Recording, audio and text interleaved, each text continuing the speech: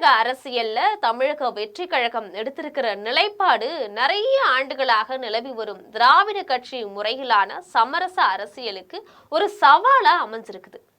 2026 சட்டமன்ற தேர்தலை முன்னிட்டு காங்கிரஸ் போன்ற தேசிய கட்சிகளுக்கோ இல்ல நீண்ட காலமா அதிகாரத்துல இருக்கக்கூடிய திமுக, அதிமுக போன்ற கட்சிகளுக்கோ தன்னுடைய கதவுகளை விஜய் திறக்கவே கிடையாது.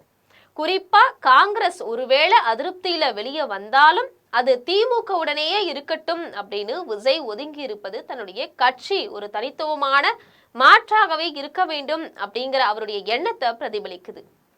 ஜாதி ரீதியிலான கட்சிகளோ இல்ல பலம் குறைந்த சின்ன கட்சிகளோ தன்னுடைய அஸ்திவாரத்தை சதிச்சிடக்கூடாது அப்படிங்கிறதுல அவர் உறுதியா இருக்கிறாரு.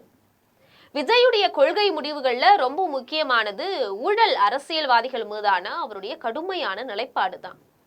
திமுக இல்ல அதிமுகவிலிருந்து வரக்கூடிய நிர்வாகிகள் ஊழல் பின்னணி கொண்டவங்களா இருந்தா அவங்கள தன்னுடைய கட்சியில இணைக்கிறதுக்கு அவர் விரும்புறதே கிடையாது.